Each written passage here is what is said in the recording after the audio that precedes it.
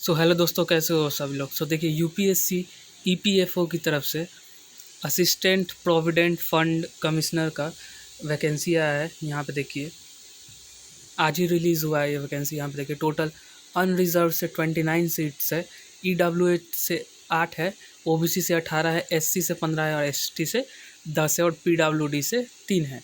Okay, सो यहाँ पे आप देख सकते हैं टोटल नंबर ऑफ वैकेंसीज। और यहाँ पे देखिए, पे स्केल इसका जो है वो 10th लेवल है।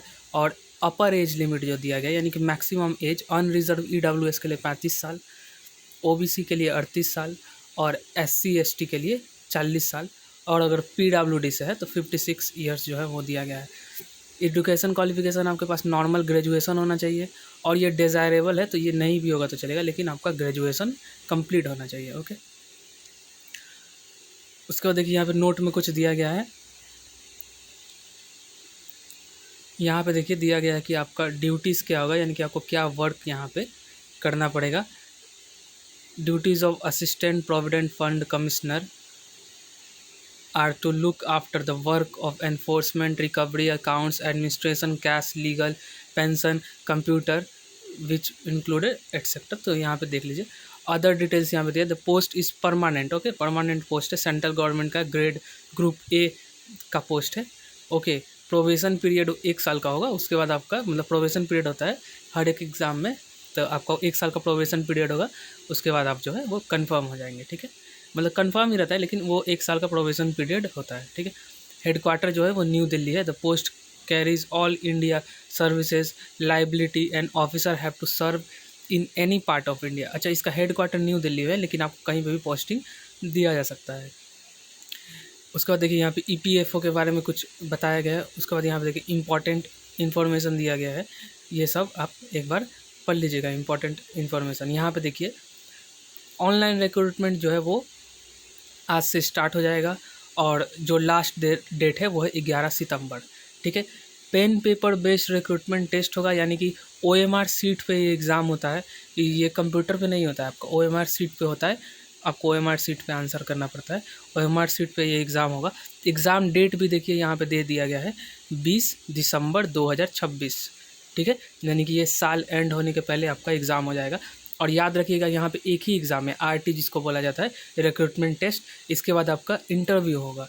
ठीक है, रिक्रूटमेंट टेस्ट जो होता है वो 300 नंबर का होता है, ओएमआर बेस्ड। और उसके बाद इंटरव्यू 100 नंबर का होता है। उसके बाद इसका रेशियो बनता है कि आरटी में जो आप लाए हैं उसका 75% और इंटरव्यू में जो लाए हैं 25% करके जो है आपका फाइनल कट ऑफ बनता है। ओके, इंटरव्यू उसी का होता है जो आरटी का एग्ज़ाम क्वालिफाई करता है। ठीक है, तो ये एक नॉर्मल सा जो था वो किस तरह से एग्ज़ाम होगा वो है।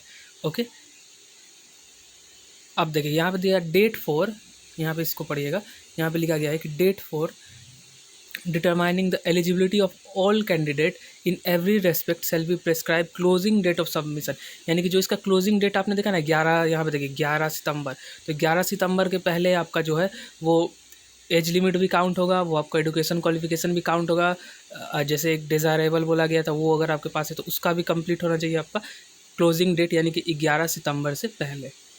ओके, नहीं तो आपका जो है कैंडिडेचर रिजेक्ट कर दिया जाएगा। ओके, अब देखिए यहाँ पे इंटरव्यू के लिए बोला गया है कि date for the interview on which the short listed candidate are required to bring the print out of their online application along with other document at UPSC shall be intimated separately. मतलब बाद में आपको बताया जाएगा interview के बारे में। ठीक है, पहले आपका आरटी टेस्ट होगा। यहाँ पे कुछ दिया गया है कि रिक्रूटमेंट के सिटीजन होना चाहिए एक्सेट्रा। यहाँ पे एज लिमिट आपने देखा, एज लिमिट मैंने आपको दिखाया, एसेंशियल क्वालिफिकेशन भी मैंने दिखा दिया आपको। यहाँ पे देखिए अप्लाई करने के लिए बताया, इनका जो ऑफिशियल वेबसाइट है इस पे जा कर के अप्लाई कर सकते हैं। अप्लाई आज से चालू हो गया है, आज से अप्लाई कर सकते हैं। 11 सितंबर तक जो है वो इसका एप्लीकेशन चालू रहेगा। यहाँ पे देखिए लास्ट डेट फॉर सबमिशन दिया गया है, last date for submission of application 11 सितंबर। एप्लीकेशन फ़ी जो है वो एक मतलब अनरिज़र्व के लिए जो है वो 25 रुपये है, और बाकी SC ST ठीक है PWD के लिए कोई फ़ी नहीं है, और EWS के लिए भी 25 रुपये है। ठीक है, यानी कि अनरिजर्व EWS के लिए 25 रुपये है, बाकी सभी के लिए कोई एप्लीकेशन फ़ी नहीं है। ठीक है, यहाँ पे आप देख सकते हैं सेंटर फॉर रिक्रूटमेंट टेस्ट, यानी कि जो आपका रिक्रूटमेंट टेस्ट होगा उसका सेंटर। तो आप अपना स्टेट का अपना सिटी यहाँ पे देख लीजिएगा कि है या नहीं इस लिस्ट में, और उसके अकॉर्डिंग आप अप्लाई कर दीजिएगा। ठीक है, यहाँ पे देखिए सिलेबस के बारे में बात किया गया है अपेंडिक्स 1 में कि आपका सिलेबस क्या होगा।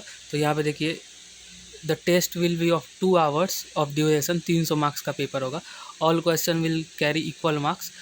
The test will be objective type question with multiple choice answer. The medium of test will be both English and Hindi. Okay, there will be a penalty for wrong answer. Every wrong answer will carry a deduction of 1/3 marks आपका cut जाएगा। Marks assign to the question. अगर आप कोई प्रश्न का उत्तर ही नहीं देते तो उसके लिए कोई मार्क्स नहीं कटेगा। ठीक है, गलत करने पे 1/3 कट जाएगा।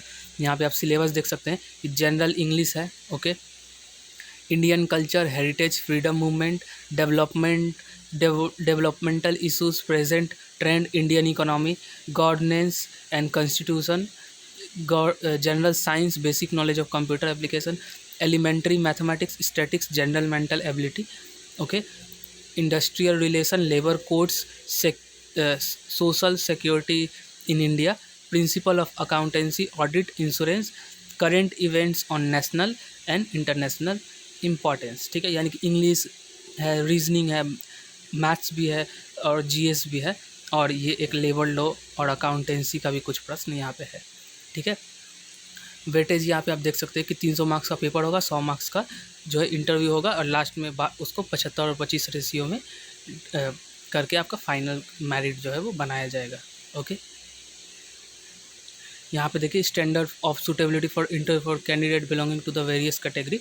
इंटरव्यू के लिए आपको कम से कम इतना मार्क्स जो है वो अलग अलग कैटेगरी से लाना पड़ेगा, वरना आप इंटरव्यू के लिए क्वालिफाई नहीं हो सकते हैं। ओके, यहाँ पे देखिए OMR सीट बेस्ड एग्ज़ाम होगा। यहाँ पे OMR का जो है किस तरह से आंसर दिया जाएगा ये दे दिया गया है। तो यही था एक नोटिफिकेशन छोटा सा, इसको आप बहुत ही अच्छे से नोटिफिकेशन पढ़ लीजिएगा एक बार और अगर आप एलिजिबल हैं तो अप्लाई कर दीजिएगा। ओके, और चैनल को सब्सक्राइब कर लीजिएगा, यहाँ पे आपको हर गवर्नमेंट एग्ज़ाम रिलेटेड अपडेट मिलता है। ठीक है, थैंक यू।